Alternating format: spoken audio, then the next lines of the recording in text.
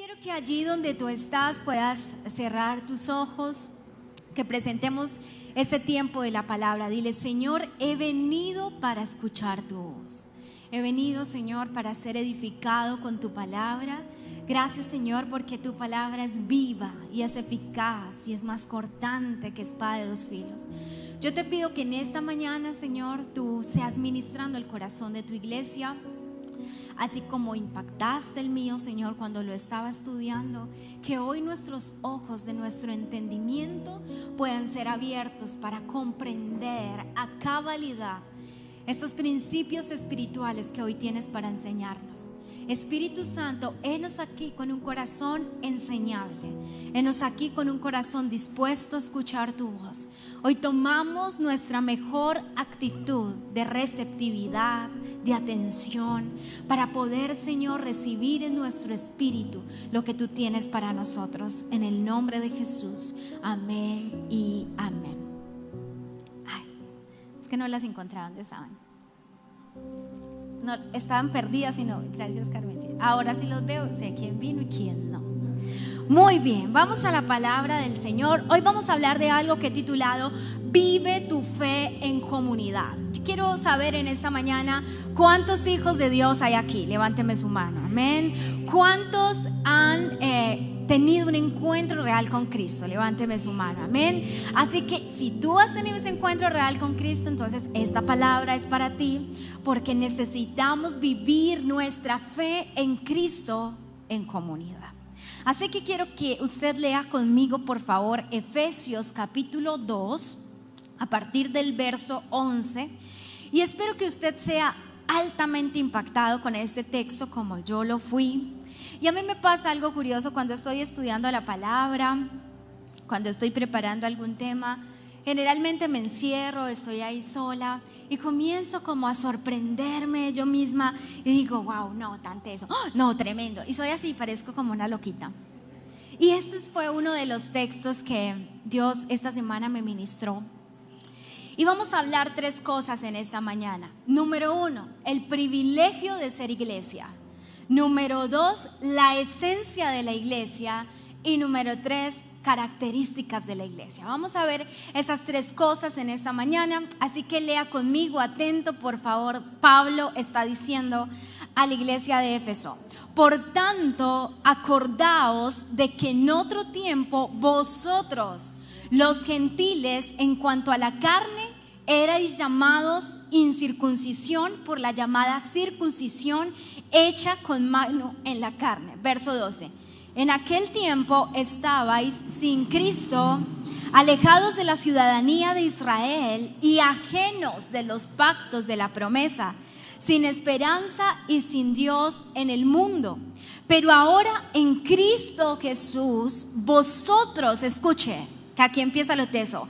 Pero ahora en Cristo Jesús, vosotros que en otro tiempo estabais lejos, habéis hecho cercanos por la sangre de Cristo, porque Él es nuestra paz, que de ambos pueblos hizo uno, derribando la pared intermedia de separación. Escucha: aboliendo en su carne las enemistades, la ley de los mandamientos expresados en ordenanzas, para crear en sí mismo de los dos uno solo y nuevo hombre, un solo y nuevo hombre, haciendo la paz. Y mediante la cruz reconciliar con Dios a ambos en un solo cuerpo, matando en ella las enemistades. Y vino y anunció las buenas nuevas de paz a vosotros que estabais lejos y a los que estaban cerca. Escucha, verso 18. Porque por medio de Él, los unos y los otros, tenemos entrada por un mismo espíritu al Padre. Así que ya no soy extranjeros ni advenedizos, sino conciudadanos de los santos y miembros de la familia de Dios, edificados sobre el fundamento de los apóstoles y profetas, siendo la principal piedra del ángulo Jesucristo mismo, en quien todo el edificio bien coordinado va creciendo para ser un templo santo en el Señor. en quien vosotros también sois justamente edificados para morada de Dios en el Espíritu. Vamos a resaltar varias cosas de este texto en esta mañana. Lo primero que quiero que aprendamos es que Pablo le está hablando al pueblo gentil, y había una gran diferencia entre los judíos y los gentiles. Muy bien, entonces aquí está hablando Pablo. Resulta que en el Antiguo Testamento Dios, a partir de Abraham, comienza a formar un pueblo para él. El pueblo que nosotros conocemos como el pueblo de Israel era un linaje santo, era un pueblo escogido. A partir de Abraham comenzó a formarse toda una generación especial para Dios.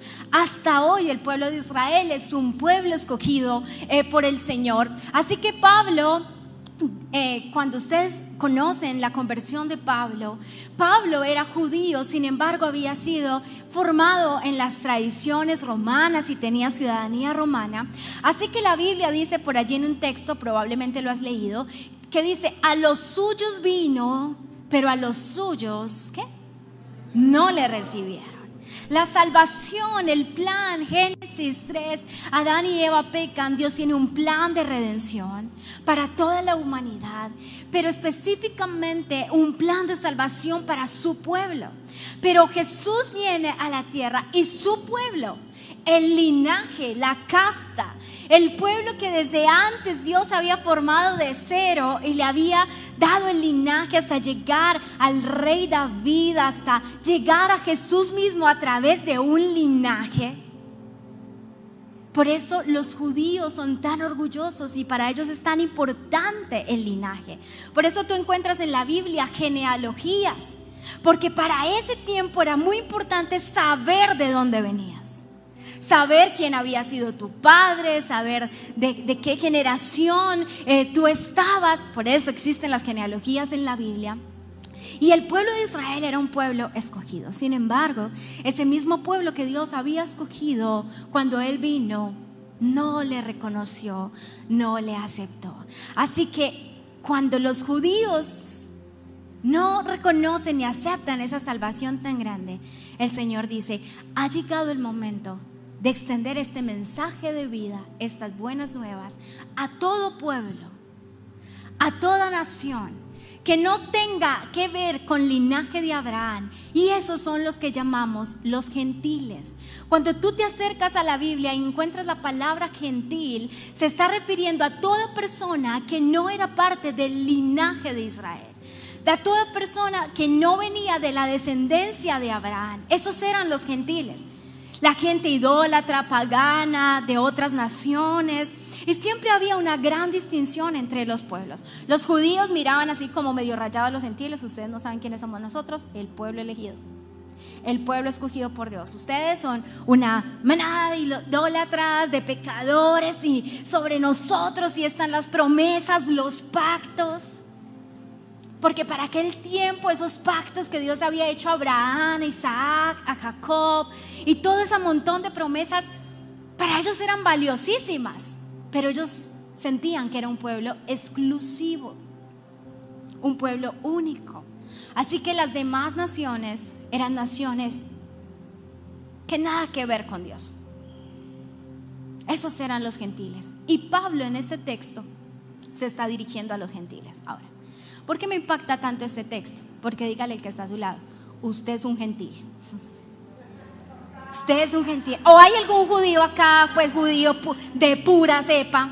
Si de pronto, pues alce la mano y nos tomamos la foto con usted. Pero aquí probablemente no haya un judío de pura cepa. Así que este pueblo es un pueblo lleno de gentiles. Gentiles. Espiritualmente hacemos parte de un linaje de Abraham por la fe, pero en sangre todos nosotros somos gentiles. Así que cuando tú y yo entendemos que somos gentiles, entendemos que esta palabra está hecha para nosotros. Porque Pablo comienza diciendo: por tanto acuérdense en ustedes que en otro tiempo eran gentiles. La gran marca entre judíos y gentiles era la circuncisión. Eso era la marca de la marca. Todo el que era circuncidado era judío, el que no era gentil. De hecho, por allá en Hechos hubo una discusión, porque cuando se comenzaron a convertir los gentiles, los judíos puros como Pedro comenzaron a decir: pues si ustedes realmente quieren ser del linaje de Dios, tienen que circuncidarse. Imagínate un hombre de más de 30 años circuncidado en ese momento. Oh no, oh my God.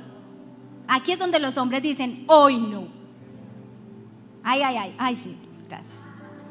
Pues las mujeres no entendemos mucho de eso, pero comenzaban a disputar: no, les falta la circuncisión, porque era una ordenanza del Antiguo Testamento. Y por eso Pablo lo menciona acá: ustedes son llamados incircuncisos. Y aquí viene la palabra incircunciso, aquel que no está circuncidado, aquel que no hace parte del pueblo de Israel.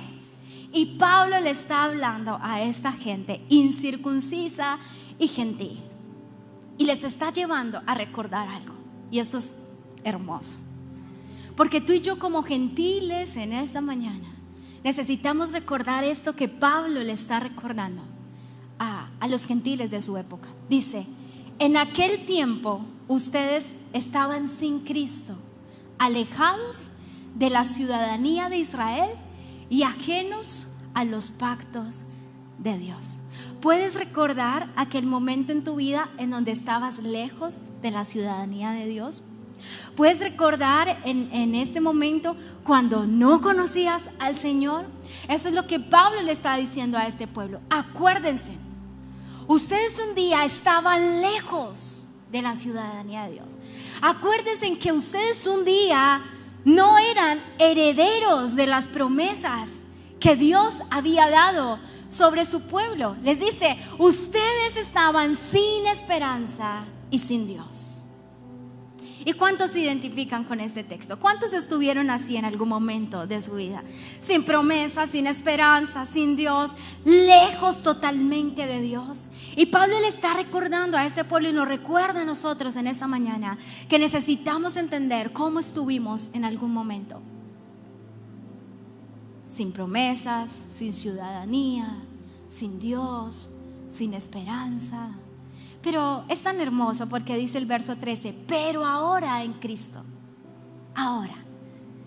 Esto lo que me indica es que no importa lo que haya sido antes, lo importante es lo que eres ahora en Cristo. Acá vemos algunos con un pasado más pesado que otro, tal vez con vivencias más pesadas que otro. Pues yo quiero decirte: no importa lo que hayas sido antes, lo importante es lo que eres ahora en Cristo. Amén.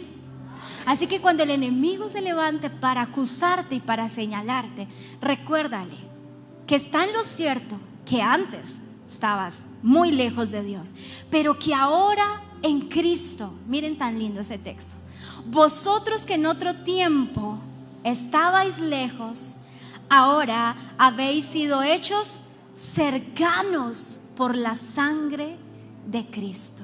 Y aquí es cuando comprendemos el gran amor de Cristo al morir en la cruz.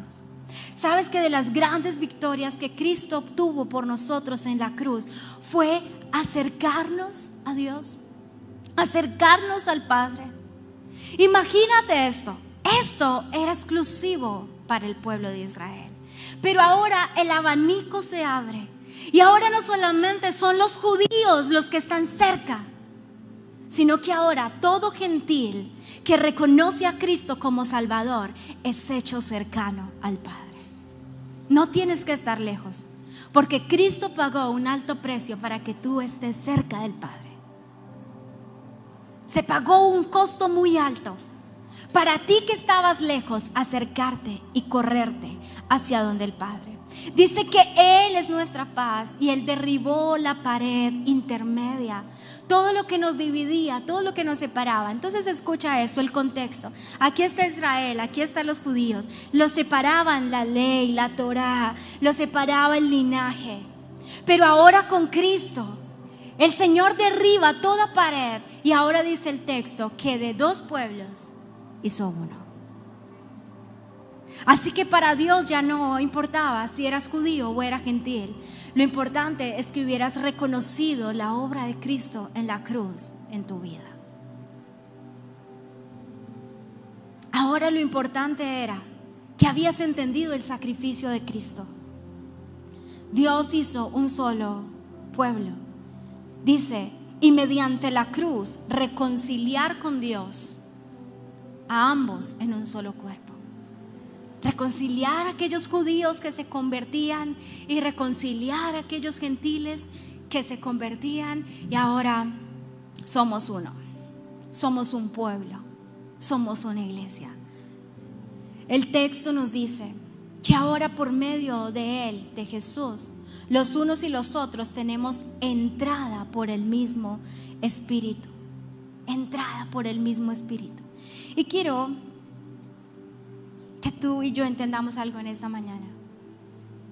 No siendo merecedores de una gracia tan grande, Cristo, no siendo judíos, ni guardando la ley desde pequeños, ni cumpliendo la ritualidad, a través de la obra de la cruz hemos sido hechos un pueblo. Por eso esta primera parte la titulé El privilegio de ser iglesia. Porque la iglesia no es un lugar físico. La iglesia somos tú y yo, que hemos sido comprados al precio de sangre. Que cuando tú y yo estábamos lejos, al Señor le plació a través de su Hijo acercarnos para tenernos más cerca de Él, y nos hizo una iglesia. La iglesia eres tú. Fuiste comprado a precio de sangre. Se pagó un alto costo para que tú hoy te puedas llamar iglesia. Y dice el texto que todos siendo tan diferentes, gentiles, judíos, de todas las naciones y de todos los pueblos, Dios forma su iglesia. Por eso mire al que está a su lado, así todo, feíto, negrito, bajito, altico, gordito, flaquito, tan diferente a usted, con un carácter tan diferente a usted, nos unió para hacernos su iglesia. Nos unió para constituirnos como su pueblo por su gracia. Somos iglesia, familia, por su gracia. Qué lindo es que en diferentes contextos, en diferentes familias, diferentes maneras de conversión, todos podemos estar acá diciendo que Jesús nos compró por el precio de su sangre y nos constituyó su iglesia. ¡Qué privilegiado eres! No hacías parte, no estabas invitado, pero en la muerte de Cristo se abrió la puerta para que tú fueras parte de su gran pueblo escogido. Y quiero saber en esta mañana, ¿cuántos hacen parte del pueblo de Dios? Amén. Qué hermoso, un privilegio. Qué hermoso que estando lejos Dios te hizo cerca para que hicieras parte de su iglesia, para que hicieras parte de su pueblo escogido. En un texto, no lo noté, pero usted lo conoce, dice, porque somos pueblo escogido, nación santa, pueblo adquirido por Dios. Eso eres tú, eso soy yo. Así que lo primero que quiero que aprendamos es que la iglesia no es un lugar. La iglesia eres tú. Y cuando todos entendemos que se pagó un precio muy alto por cada uno de nosotros, entendemos el valor de la iglesia. Sabes que la persona de tu lado es valiosa, no por el valor que tú le des, sino por el valor que Cristo le dio a esa persona. Esa persona que está a tu lado valió la sangre de Cristo. Por esa persona que tú tienes a su lado, que hay veces ni la quieres ver, Cristo murió en la cruz. El privilegio de ser iglesia. No éramos iglesia, no hacíamos parte del plan. Sin embargo, Dios abrió un camino para que nosotros como gentiles pudiéramos ser hechos su iglesia.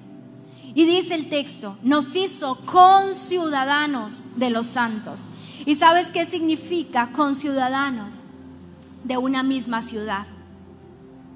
¿Cuántos saben que nos aguarda un lugar celestial? Por eso somos conciudadanos. Porque todos a partir de la obra de Cristo pertenecemos a una misma ciudad. Y no es una ciudad terrenal, es una ciudad eterna que nos aguarda y que nos espera. Gracias a la obra de Cristo en la cruz. Gracias al sacrificio de Jesús, tú y yo hoy podemos llamarnos iglesia. Tú y yo podemos llamarnos pueblo. Dice la Biblia, la palabra, conciudadanos de los santos y miembros de la familia de Dios. Cuando tú y yo aceptamos a Cristo, nos acercamos a Él, Dios nos une a una familia espiritual. Por eso es que se vive la fe en comunidad, porque no existe el evangelio en donde recibas a Cristo y te quedes solo, porque no existe la vida de fe en soledad. No existe. Cuando tú aceptas a Cristo, Él te conecta a una familia de la fe. Él te conecta a la familia de Dios. Las personas que tú hoy ves a tu alrededor hoy hacen parte de la familia en la cual Dios te puso. La persona que tienes a tu lado no es un extraño. Hace parte de tu familia de la fe. Hace parte de la familia de Dios en la cual Él te puso. Y es tan hermoso eso, porque pertenecemos a la gran familia de Dios. No existe un cristianismo en donde solo esté Cristo y yo y Cristo. Porque cuando entendemos la obra de la cruz, también entendemos que cuando aceptamos su obra, cuando nacemos de nuevo, cuando nos acercamos a Él, lo que inmediatamente Él hace es conectarnos a una familia de la fe. Es conectarnos a un pueblo que también entiende el valor que le dio Cristo en la cruz. Pero me encanta el texto también. A mí me encanta, he dicho cuántas veces que me encanta todo el texto. Pero miren una curiosidad. Dice, edificados. Esta familia se edifica. Esta familia se edifica sobre un fundamento, el de los apóstoles y los profetas, las enseñanzas que vienen de generación en generación. Dice, siendo la principal piedra del ángulo, Jesucristo mismo.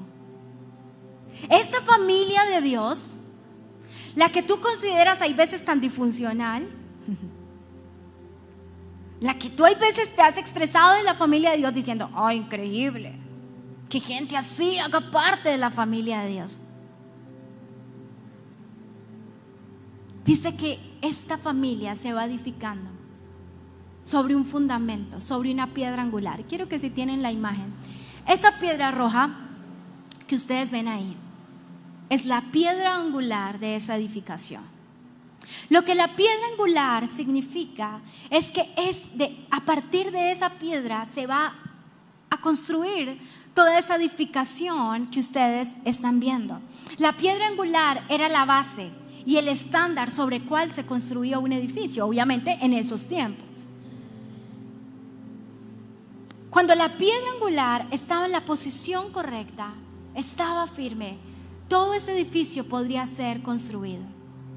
Pero cuando la piedra angular de una edificación es quitada, todo el edificio se viene abajo. Porque la piedra angular es la que le da firmeza a la edificación. Lo que el texto nos está diciendo, que el fundamento de nosotros como iglesia debe ser Cristo. Y el día que Cristo no sea el fundamento de nosotros como iglesia, la iglesia va a caer. Porque todo lo que edificamos como familia de Dios debe estar fundamentado en Cristo. No en el pastor, no en el líder, no en el equipo de alabanza, no en los servidores, no en la cámara con la que transmitimos. El fundamento y la razón de ser de nuestra iglesia, de la familia de la fe, es Cristo mismo. Y si Cristo es el fundamento de la iglesia nunca podrá ser destruida. Tú eres la iglesia. Y si Cristo es tu fundamento, no importa lo que se levante, tú y yo nunca caeremos. Cristo es nuestra piedra angular. Si como iglesia nosotros quitamos a Cristo, es un evangelio con una doctrina equivocada. Cristo es nuestro fundamento. Pero lo que quiero que recuerdes es: haces parte de una familia de la fe. No puedes vivir tu fe lejos de una familia de la fe. No existe tal cristianismo. Y voy a entender más el valor del que está a mi lado cuando entiendo que por Él, el que tú no entiendes, el que tú no te comprendes y el que a ti no te cae bien, por Él Cristo murió. Para Él, para Cristo, Él es tan valioso como tú. Necesitamos vivir nuestra fe en comunidad. Y dice la Biblia que este edificio, Cristo es la piedra, y nos vamos edificando todos a partir de Cristo. Y dice que este edificio va creciendo bien coordinado. ¿Y saben qué significa la palabra coordinado en el griego?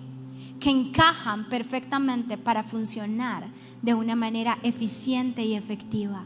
Escúchame algo: Dios te puso en una familia de la fe porque la familia de la fe te necesita para que cumplas la función que Cristo te asignó dentro de esta familia. Dentro de esta familia tú eres muy importante, porque cuando todos como iglesia y como familia de la fe encajamos perfectamente, podemos ser eficaces y efectivos para hacer la tarea que Dios nos mandó. Dile al que está a tu lado: tú eres importante en esta familia de la fe. Por eso, dentro de 8 días hablaremos del cuerpo. Todos vamos creciendo coordinadamente, todos necesitando de todos. Lo que tú necesitas, alguien aquí lo tiene. Lo que tú tienes, la iglesia lo necesita. Eso es la familia de la fe. Y dice el texto, va creciendo. Este edificio bien coordinado va creciendo. ¿Y sabes qué significa la palabra crecimiento en el texto? Madurez. La única manera de madurar en Cristo es estando en una familia de la fe. No puedes madurar solo. Cristo y yo y Dios. Dios me madura, yo lo maduro. Somos madurados cuando hacemos parte de una familia de la fe. Por eso es importante la iglesia. Por eso es importante tu hermano.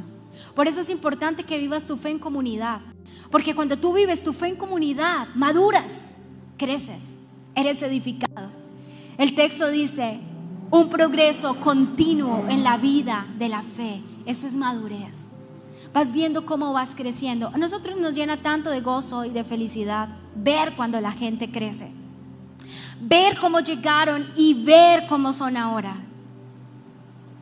Obviamente es gracias a la obra de Cristo, pero todos aquí tenemos que reconocer que Dios nos ha rodeado de personas que nos han ayudado a crecer.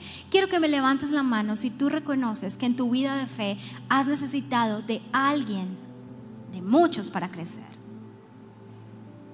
Yo he tenido gente que me ha abierto los ojos a cosas que yo no veo y que al final entiendo por qué es necesaria la familia de la fe.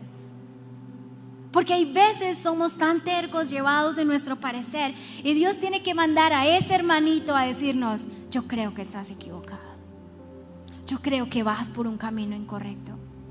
Así que cuando tú y yo vivimos una vida en familia, siendo la familia de Dios, vamos a cumplir el propósito, pero también vamos a madurar, vamos a crecer. Hay unos cuantos hermanos que nos ayudan a crecer en carácter. ¿Cuántos dicen amén? María, están detectados. Y de hecho la Biblia dice: el hierro se afila con el hierro y el hombre con el hombre. En relación maduramos, en relación crecemos. No te dejes meter la mentira del diablo, que no necesitas una familia de la fe. Es una total mentira del diablo. Necesitas estar vinculado a tu familia de la fe y no tienes que hacer nada para ser parte de ella. Cristo te dio el derecho a entrar. Y me parece bien eso. Porque ¿saben qué? ¿Cuántas veces nosotros tomamos las actitudes de los judíos? ¿Tú eres católico? Ay no, yo sí soy cristiano, comprado a precio de sangre. Yo no me junto con él porque él me contamina. Yo soy un judío, él es un gentil. ¿Cuántas personas has privado del privilegio de ser parte de la familia de la fe? Porque tienes un montón de preceptos en tu mente que te dicen que tú eres más exclusivo que el católico, que el testigo de Jehová, que el ateo. ¿Saben que una de las grandes virtudes de la familia de la fe es que quiere seguir creciendo? Y tú y yo necesitamos tener eso en nuestra mente. No importa de dónde venga, lo importante es que Cristo esté en su vida. Porque ¿cuántos saben que no solo los cristianos se van a salvar? Eso es muy importante que lo sepas. Te sorprenderás en el cielo de gente que verás allá. Y dice, ¿qué? No, ay, así es la gracia. En estos días me pasó que me fui a vacunar. Y resulta que la primera vez que me vacuné, estaba ahí esperando el ficho y me hicieron pasar. La muchacha que estaba en la taquilla me dijo. Entonces yo me senté ahí y salí súper rápido. La segunda vez que fui a vacunarme, estaba ahí sentada y yo me hice ahí adelantico a ver si me pasaba lo mismo. Y nada. Estaba como a 100 personas. Y yo veía que esa persona llamaba a otros. Y se acercaba y llamaba. Y a mí me empezó a dar como una rabia. Y me acordé de una parábola que dice en la Biblia. Los trabajadores que llegaron a diferentes tiempos y el pago fue el mismo. ¿Para cuántos eso es injusto? Sí. Eso es injusto. Yo me sentía ahí toda mal. Yo llegué acá desde... Así es la gracia. Te sorprenderás de gente que verás en la eternidad. No seas exclusivo. Entre más personas hagan parte de esta familia, entre más personas conozcan a Cristo, esa es realmente nuestra meta. Nuestra meta no es llenar auditorios. Nuestra meta es que muchas personas comiencen a ser parte de la familia de Dios, de la familia de la fe. Escúchame esto, tu relación con Dios es personal. Tu salvación es individual. Tu relación con Dios es personal, pero tu cristianismo nunca debe ser individual. Son dos cosas muy diferentes. Tu relación con Dios es personal, pero tu cristianismo nunca debe ser individual. Yo con yo y Dios.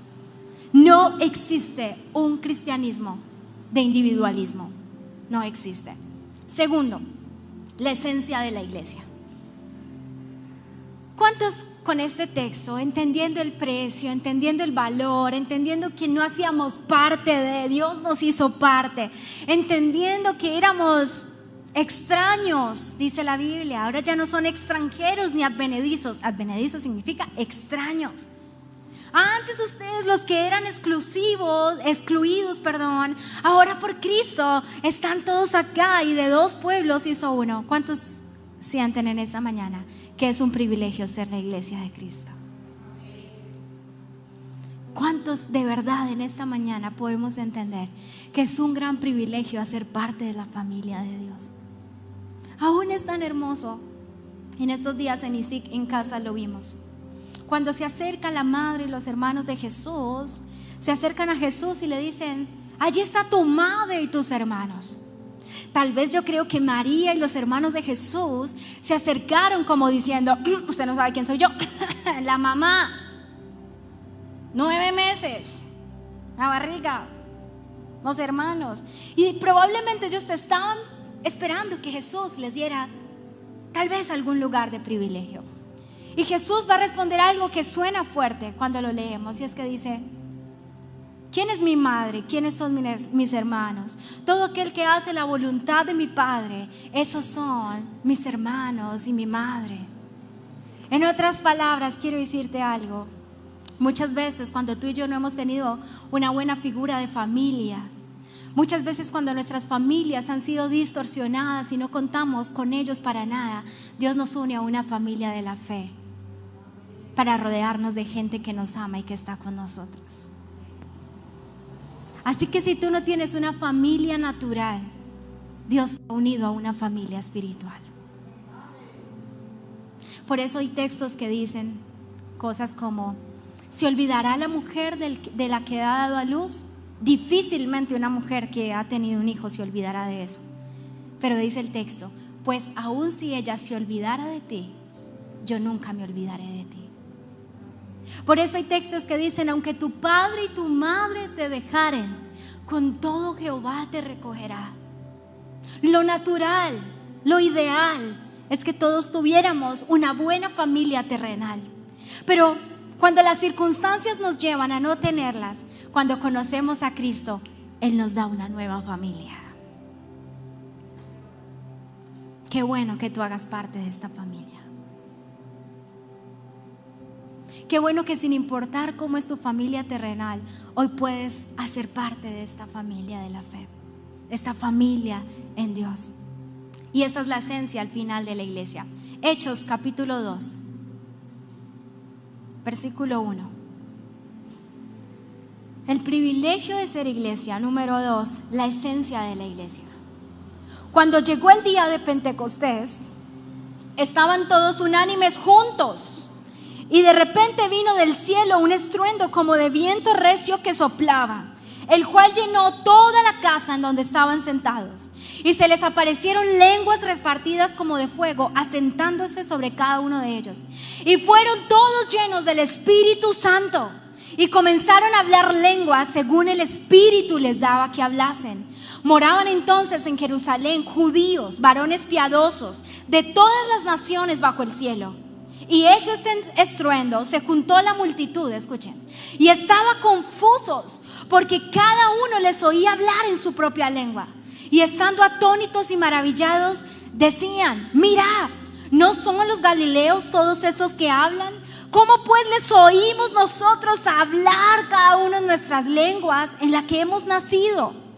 Pardos, medos, elamitas, y los que habitamos en Mesopotamia, en Judea, en Capadocia, en el Ponto y en Asia, en Frigia y en Panfilia, en Egipto y en las regiones de África, más allá de Cirene, y romanos aquí residentes, tantos judíos como prosélitos, cretenses y árabes. Escuchen esto: les oímos hablar en nuestras lenguas las maravillas de Dios. Y estando todos atónitos y perplejos, diciéndose unos a otros: ¿qué quiere decir esto? Mas otros burlándose decían: están llenos de mosto. En otra versión dice: están borrachos. Este es el inicio de la iglesia primitiva. La obra de Cristo nos hace parte de la familia, pero el Espíritu Santo en medio de la familia es quien nos hace accionar y movernos como iglesia. Es el Espíritu Santo quien debe operar en medio de nosotros. Noten que mientras los discípulos estuvieron con Jesús, eran unos, y cuando el Espíritu Santo vino sobre ellos, parecieran que fueran totalmente diferentes. Porque el Espíritu Santo hace que como nosotros, como familia de la fe, comencemos a impactar el mundo. ¿Sabes que estas lenguas que menciona el texto no eran lenguas espirituales? Eran idiomas. Idiomas de todos los lugares ahí mencionados. ¿Cuál era el objetivo? ¿Cuál era el propósito? Que ahora todas las naciones escucharían las buenas nuevas de Jesús. ¿Y sabes qué nos habla esto? La misión de la iglesia. La misión de la iglesia es llevar las buenas nuevas de Cristo a todo lugar.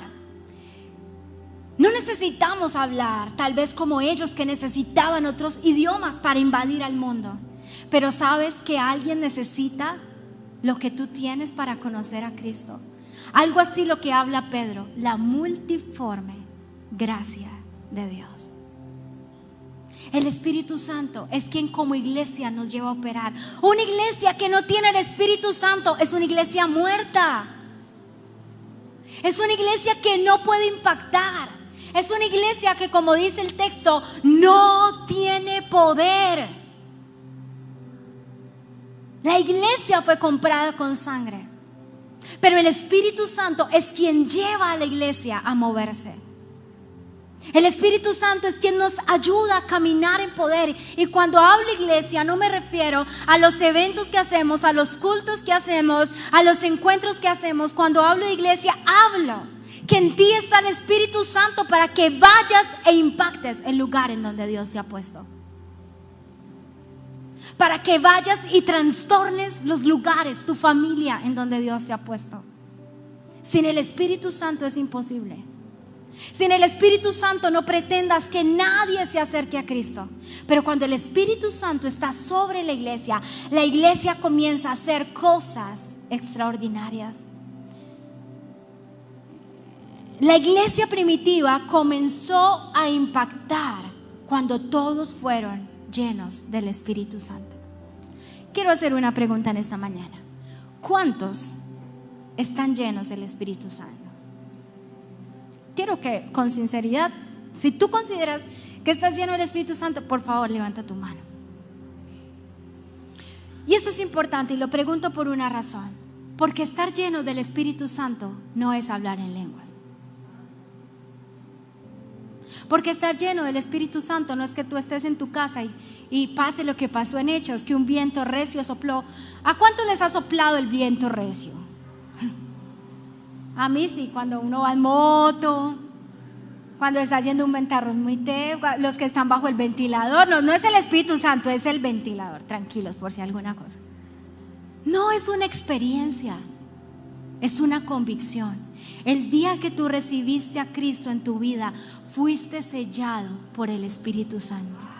Ahora Él mora en ti, tiene su poder para que vayas y anuncies las virtudes de aquel que te llamó. Por eso orar por los enfermos no es algo exclusivo de alguien. Por eso tú tienes la misma autoridad que tiene cualquier pastor, cualquier líder, para ir y poner tus manos sobre los enfermos y ellos sanarán. Pero la iglesia necesita caminar en el poder del Espíritu Santo. Quiero derribar también acá algo importante. Aunque la iglesia no es un lugar, cuando nos reunimos como iglesia en un lugar, cosas extraordinarias ocurren. Esto es para derribar el argumento que dice que no es necesario reunirnos en ningún lugar. Porque de hecho la característica más relevante en la iglesia primitiva es que mantenían juntos, unánimes, en un mismo lugar.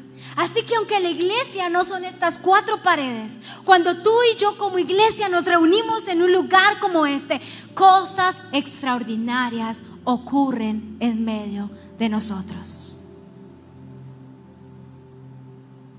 Porque yo sé que desde que tú vienes a un lugar como estos, Dios ha hecho cosas increíbles en tu vida. Esta mañana oraba y decía: gracias por esas cosas que mis ojos no logran ver que ocurren en la gente, pero que la palabra nunca llega vacía y algo está haciendo Dios en cada corazón. Algo está haciendo Dios en cada vida. Y no es por mí, no es por la alabanza, es por la obra del Espíritu Santo que se pasea en medio de su iglesia cuando se reúne. ¿Cuántos están seguros que aquí está el Espíritu Santo? Así que cuando tú vengas a este lugar como iglesia, para ser iglesia, tienes que venir con expectativa de lo que el Espíritu Santo quiere hacer en tu vida. Siempre nosotros los fines de semana somos con expectativa de lo que el Señor va a hacer en nuestras reuniones. Ay, pero no sopló el viento. No se trata de eso.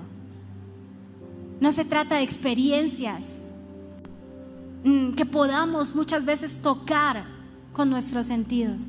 Se trata de una obra tan poderosa que el Espíritu hace en nuestro interior. La iglesia necesita el Espíritu Santo.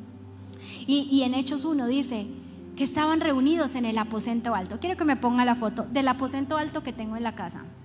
Eso. Es el aposento alto de mi casa. Mentiras. Quiero un aposento alto. Un aposento alto era como una azotea en una casa. Eso era un aposento alto. Y más o menos en un aposento como ese tamaño estaban 120 personas reunidas antes del Pentecostés. ¿Cuántos creen que hacía un poquito de calor ahí? ¿Cuántos creen que había gente que olía maluco ahí? ¿Cuántos creen que había unos cuantos insoportables ahí? 10 días duraron juntos. Ay, no. Yo creo que eran como, ay, correte para allá un poquito, sí, ay.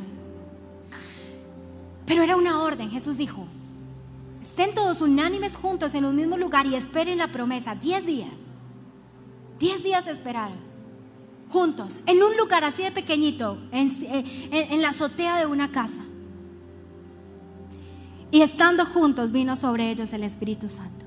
¿Cuántos creen que cosas poderosas pueden ocurrir cuando estamos todos juntos en un lugar como este? Es importante congregarte, porque cuando nos congregamos como iglesia, cosas poderosas ocurren en medio de nosotros. Esto es un aposento alto. Cada fin de semana, cada vez que hacemos algo aquí, convertimos esto en un aposento en donde añoramos que la presencia del Espíritu Santo nos visite, nos llene, nos sane, nos libere. Hay dos cosas que quiero que aprendas. Hay dos conceptos que quiero que te queden claros: la iglesia universal y la iglesia local. Lo vemos muy marcado en la iglesia primitiva. La iglesia universal se refiere a todos los cristianos del mundo que han aceptado a Cristo, bueno, como su Señor, como su Salvador, que han reconocido su obra en la cruz. Hay millones de cristianos que hacemos parte de la iglesia universal. Millones. ¿Puedes imaginarte ese momento en que Cristo venga por nosotros y esté toda su iglesia reunida? ¡Wow! Gente de toda lengua, de toda nación, desde los lugares más alejados de la tierra, dice la Biblia, que llegará su palabra. Y todos aquellos que acepten a Cristo haremos parte de la iglesia universal. Tú eres parte de la iglesia universal. ¿Cuántos hacen parte de la iglesia universal de Jesús? Así que cuando te encuentres con otro hermano que asiste a otra iglesia en otro lugar del mundo, él es parte de tu familia de la fe, porque todos hacemos parte de una iglesia universal. Pero existe otro concepto, que es la iglesia local. Y la iglesia local es aquella que está en un determinado lugar. Entonces, por ejemplo, encontramos que Pablo decía la iglesia de Corinto, la iglesia de Éfeso, la iglesia de Galacia, y en varias partes, aún en una misma ciudad, habían varias iglesias. Eso es una iglesia local, un lugar, digamos, en donde personas de X localidad se reúnen. Entonces, en nuestra ciudad tenemos muchas iglesias. Son iglesias locales, iglesias que evidencian también la multiforme gracia de Dios. Por eso no todas las iglesias somos iguales, ni se hacen las mismas cosas. Tenemos una misma misión, una misma visión, un mismo objetivo. La forma es diferente, porque aún gracias a Dios que todas hacemos parte de la multiforme gracia de Dios. No hay una mejor que otra. Es que mi iglesia es mejor. No, tu iglesia es diferente. Es que mi iglesia es más grande. Sí, existen iglesias de todos los tamaños. ¿Sabías que en este momento hay iglesias de 4, 5, 10 personas reunidas y son una iglesia extraordinaria? Esto es una iglesia local. Iglesias que están en diferentes puntos de la ciudad para impactar de diferentes maneras. Pero todos hacemos parte de la iglesia de Cristo. Todos hacemos parte de la familia de la fe. Y termino con esto, número 3. Las características que encontramos en la iglesia primitiva. Y son importantes porque creo que hay algunas de ellas que necesitamos recuperar como iglesia. ¿Sabes? Lo que la iglesia primitiva nos enseña es cómo se movía la iglesia en ese entonces. Hay cosas que han cambiado porque son cosas de forma. Por ejemplo, antes los micrófonos no existían, el internet no existía, los auditorios como estos no existían, nada de eso existía. Pero eso es forma, las formas pueden cambiar 1000 veces. El año pasado nos cambiaron la forma y todo fue virtual. Pero hay cosas que son esencia que no pueden faltar en ninguna iglesia. Y son cosas que tal vez necesitamos recuperar en nuestra vida. Así que entendiendo que tú y yo somos iglesia, te voy a decir estas características bajo esta premisa. Tú eres quien hace que la iglesia pueda hacer esto que vamos a leer. No es el pastor, no son los líderes, no son los equipos. Tú y yo somos los que construimos la iglesia. Tú y yo somos los que hacemos posible que realmente seamos una iglesia local. Y lo quiero dejar claro porque muchas veces la gente cuando viene a la iglesia cree que el único responsable de hacer iglesia es el pastor. Y cuando el pastor no está, nadie viene. Y eso es una cosa totalmente antibíblica. En algún momento me congregué en un lugar donde yo era la secretaria y llamaba a la gente los domingos o los sábados en la tarde. Y yo contestaba, no. Hola, ¿tú me podrías decir, el pastor va a estar mañana? Yo como que, ¿what? Sí, porque es que si el pastor no va, no, yo mejor no voy. ¿What? La iglesia no es el pastor. La iglesia no es la alabanza. La iglesia no es eso. Hace parte de hacer iglesia. Así que tú y yo tenemos la responsabilidad de que como iglesia local realmente seamos una iglesia local. Realmente estas características que encontramos en la iglesia primitiva no dependen de mí, depende de todos. Quiero que se diga usted mismo ahí en su mente, que seamos una iglesia bíblica depende de mí. Depende de mí. Tengo que aportar mi granito de arena para que podamos ser una iglesia bíblicamente correcta. Verso 41 de Hechos 2. Así que los que recibieron su palabra, está hablando cuando Pedro predicó. Hasta ese momento eran 120 convertidos. Después de que Pedro predicó, se convirtieron en una iglesia de 3,000. De 120, 3,000 creyentes. Ahora, dice, y se añadieron aquel día como 3,000 personas. Y eso es lo que quiero que prestes cuidado. Y perseveraban en la doctrina de los apóstoles, en la comunión unos con otros, en el partimiento del pan y en las oraciones. Y sobrevino temor a toda persona, y muchas maravillas y señales eran hechas por los apóstoles. Todos los que habían creído estaban juntos y tenían en común todas las cosas, y vendían sus propiedades y sus bienes y los repartían según la necesidad de cada uno. Y perseveraban unánimes cada día en el templo, y partiendo el pan en las casas, comían juntos con alegría y sencillez de corazón. Esto era la iglesia. Miremos, número 1, perseveraban en la doctrina. No existe una iglesia bíblicamente correcta si no se predica la palabra y la sana doctrina. Ay, esta iglesia es tan buena, ya no hablan nada de la Biblia, pero comemos. Muy rico comer, ¿a cuánto les gusta comer? Pero en un lugar en donde se supone que todos profesamos la fe en Cristo y que somos una iglesia, es necesario que se comparta la sana doctrina. Ay, es que el Espíritu nos llevó en una cosa tan linda que no pudimos predicar la palabra. No, innegociable. La palabra debe ser predicada en medio de la iglesia. Los santos deben ser edificados a través de la palabra. Necesitas y necesito estar expuesto a momentos como este en donde aprendemos juntos. Ellos perseveraban en la doctrina. Ellos tenían la dinámica de enseñar y aprender.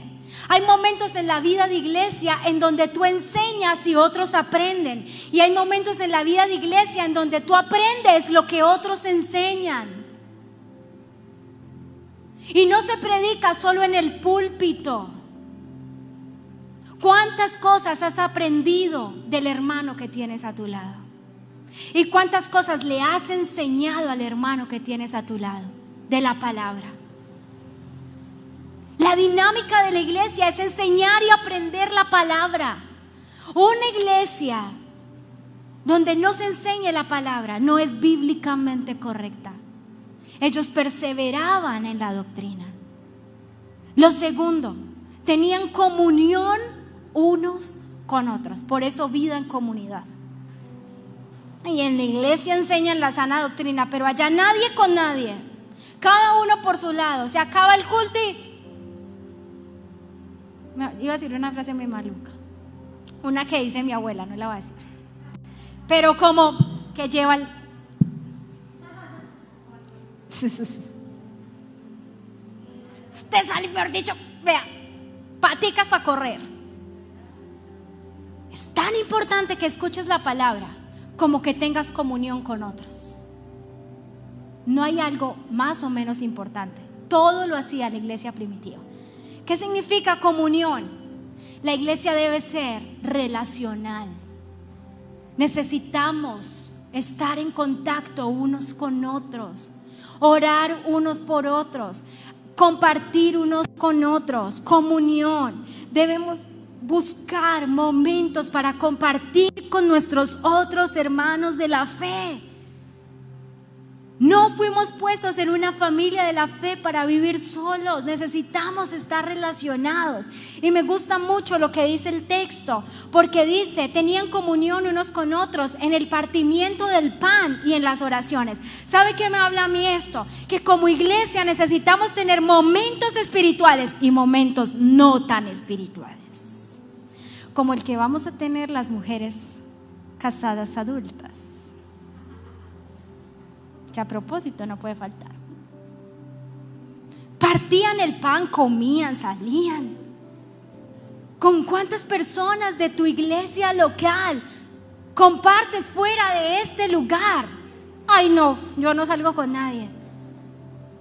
¿Sabes que de vez en cuando deberías llamar a un hermano y decirle qué vas a hacer mañana? A propósito, mañana es festivo. ¿Con quién vas a salir? Los mismos con las mismas. Las tres peludas con las mismas tres peludas. Si usted tiene una finca, me avisa. Yo hago vida en comunidad con usted. Mañana, lunes festivo. Busca, eso es lo que nos habla. Necesitamos buscar momentos de comunión, compartir momentos espirituales, oramos, ayunamos, pero también hacemos otras cosas que no son tan espirituales para poder generar comunión. Eso no depende del pastor, no depende de las actividades que hagamos en la iglesia, depende de ti. Depende de ti. Que seas abierto, que seas asequible, que cuando alguien se te acerque a saludar tú puedas estar abierto, porque entiendes que esa persona hace parte de tu familia de la fe. No depende ni siquiera del otro, depende en gran parte de ti. Tener comunión. Estaban juntos y tenían en común todas las cosas. ¿Sabes qué nos habla esto?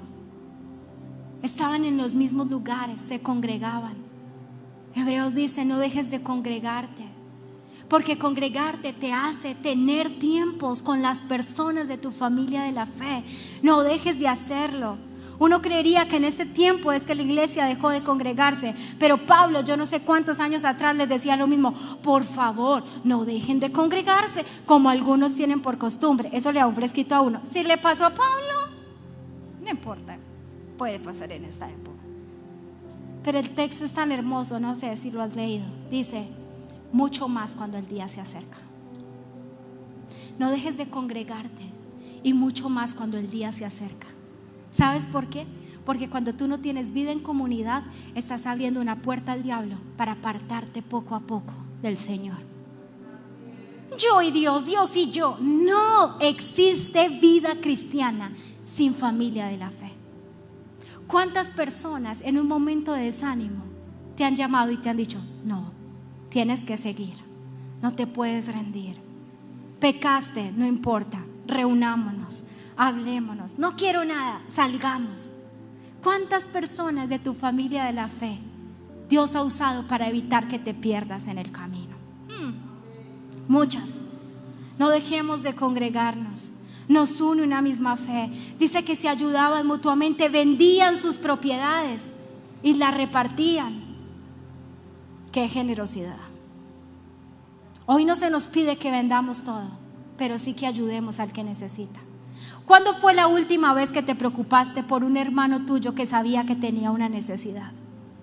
¿Cuándo fue la última vez que te preocupaste por alguien? ¿Cuándo fue la última vez que le preguntaste a alguien si tenía algún tipo de necesidad para tú cubrirla? ¿Cuándo fue la última vez que lo hiciste?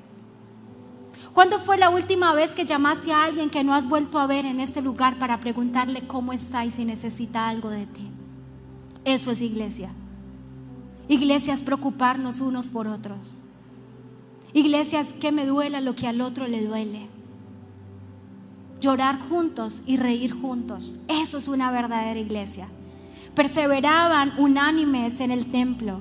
Perseverar significa continuar haciendo algo con esfuerzo. Todos aquí necesitamos perseverar, porque ¿cuántos saben que este camino de la fe no es fácil? Y necesitamos perseverar. Y como iglesia nos animamos, nos decimos vamos. Algunos estamos en subida, otros estamos en bajada, y los de subida cogemos al que está de bajada. Y ese que está en bajada un día está de subida, y adivinen quiénes están de bajada. Nosotros. Pero necesitamos perseverar unánimes. ¿Y saben qué significa unánimes? Con una misma pasión. ¿Sabes cuál debe ser nuestra pasión? Que muchos más se añadan cada día a esta familia de la fe. Que muchos puedan conocer a Cristo. ¿Cuántos quisieran que Cristo llegara a su familia, a su universidad, a su lugar de trabajo? Esta es nuestra misión como iglesia, perseverar en esa pasión. Y lo último, partiendo el pan en las casas. Tenían espacios íntimos los unos con los otros. Bueno, para los que no saben, el pan era la comida más deliciosa de la época. También en esta época podemos comer pan, pero pan Q. Pan Q. Si a mí Mafe me dice, pastora, le invito a comer pan, yo, bueno, pan Q. Bueno, sí voy. Necesitamos buscar momentos juntos. Pero eso no es lo más relevante, aparte de que ¿cuántos saben que a los cristianos nos gusta comer demasiado? Eso no es lo más relevante. ¿Saben qué dice? Que mientras ellos compartían momentos tenían dos actitudes: alegría y sencillez de corazón. Porque tú puedes comer el pan con tu hermano y estar amargado y estar ahí por obligación. Díganme si no, ¿cuántos de ustedes han estado en un lugar en donde están comiendo, pero ni están contentos, ni les gusta la persona con la que están ahí sentados? Okay. Estoy acá porque me toca estar, pues ¿qué más voy a hacer? No, pues, y se le nota en la cara. ¿Saben qué tenía hermosa esta iglesia? Que cuando se reunían estaban alegres. Y yo pensaba en esto: cuando vienes a la iglesia, ¿qué actitud tienes? ¿Vienes alegre? ¿O vienes con cara de limón, en donde un hermanito todo alegre te quiere saludar y dice, ay no, uy no? Con cara de limón, alegría. ¿Y sabes qué significa sencillez de corazón en el original? Con amor genuino. Qué bueno es poder amarnos genuinamente. Mira, ¿sabes que yo te amo porque fuiste comprado a precio de sangre? No porque quiera, pues no, un amor genuino. Mira al que está a su lado y dígale: quiero amarte genuinamente, de verdad, que me nazca. Y eso suena muy lindo, pero la gente se pregunta y dice: ¿cómo voy a amar yo si no sé quién es este? Nunca he tenido tiempo para compartir con este. ¿Sabes quién hace posible que nos amemos genuinamente? ¿Quién? El Espíritu Santo. Por eso la iglesia sin el Espíritu Santo estaría muerta. No podríamos hacer nada. Quiero invitarte a que desde tu posición comiences a hacer iglesia.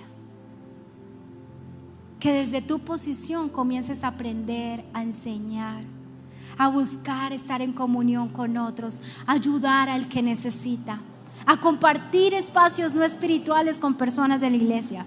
Y para eso necesitamos Atrevernos a hacer cosas sencillas como: hola, ¿cómo estás? ¿Cómo te llamas? ¿Cuánto tiempo llevas en la iglesia? Desde que inició. ¡Oh! Yo nunca te había visto. Mi nombre es tal. ¿Cuántos quieren hacer ese reto con nosotros? No salga corriendo. No le digo que se le acerque a todos. 2, 3 personas. ¿Cómo estás? ¿Cómo es tu nombre? No esperen que lo hagan contigo, hazlo. Y si tú eres más osado, le dices: ¿me quieres regalar tu contacto? Me gustaría que estemos en contacto, orar por ti. Osado, pero posible. Ponte sobre tus pies en esta mañana. ¿Cuántos se sienten privilegiados de hacer parte de una familia de la fe?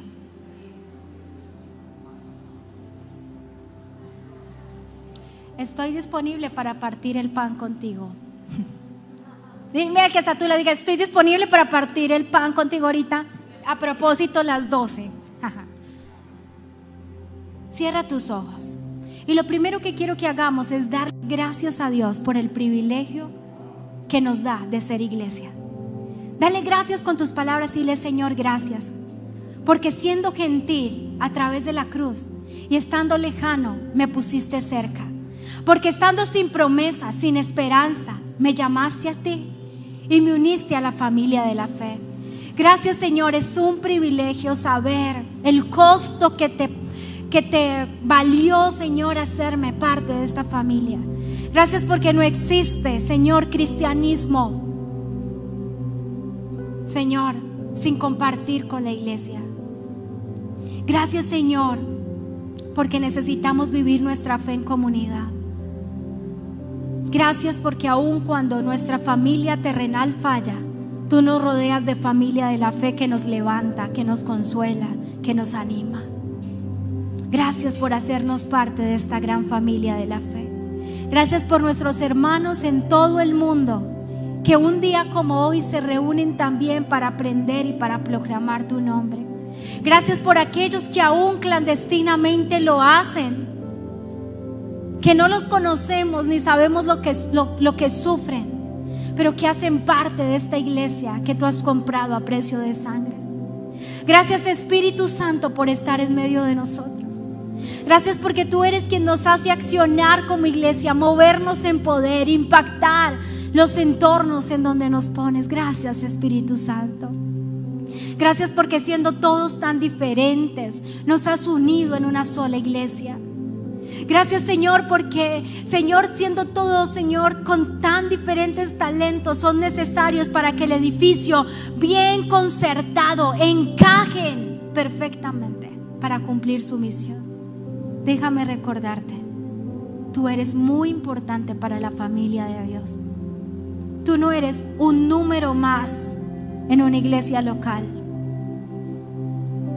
Tú eres parte de la familia de Dios. Y déjame decirte algo más: eres parte importante en el desarrollo de esta familia. Y si tu familia terrenal falló, queremos decirte que aquí hay una familia de la fe dispuesto a acompañarte, a levantarte, a orar por ti, a ayudarte cuando lo necesites. Dile: Espíritu Santo, te necesito. Dile: Espíritu Santo, te necesito para poder moverme como iglesia de Cristo que soy. Te necesito para poder enseñar y para poder aprender. Te necesito para poder tener buena comunión con los otros. Te necesito para poder ayudar al que lo necesita. Espíritu Santo, si fuera por mí, nada de esto haría. Pero tú me estás llevando a ser una iglesia real. Lo que es la iglesia real. Ayúdanos, Espíritu Santo. Ayúdanos a entender que cada uno de nosotros necesita poner su granito de arena para convertir a la iglesia en algo extraordinario. Un grupo de personas en donde todos quieren estar. ¿Sabes qué es lo más hermoso que dice? Y el Señor añadía cada día a la iglesia los que habrían de ser salvos. Qué bueno es poder recibir con las manos abiertas a aquellos que el Señor está añadiendo. Y que cuando ellos lleguen, no encuentren un grupo de cristianos élites, sino una familia que los espera con los brazos abiertos para recibirles y para crecer juntos. Levanta tus manos y dile: Señor, gracias. Gracias porque en mi familia de Dios, en mi familia de la fe, puedo crecer. Gracias porque hoy entiendo que no puedo vivir mi fe, Señor, individualmente, que necesito ser parte de la familia de la fe. Gracias por la familia de la fe en la que tú me has puesto. Gracias porque esa iglesia de millones y millones de personas, Señor, que hay en el mundo. Gracias por nuestra iglesia local, porque en medio de los millones y millones y millones de personas en el mundo, tú nos has dado, Señor, un grupo de personas en este lugar como iglesia local para edificarnos y para bendecirnos. Gracias, Dios. Qué hermoso ser parte de la familia de Dios. Te damos muchas gracias. Oramos para que esta semana sea una semana de victoria y en donde podamos poner por obra a partir de hoy esto en nuestra vida como iglesia. Llévanos en paz y en bendición en el nombre de Jesús. Amén y amén. Dale un aplauso al Señor.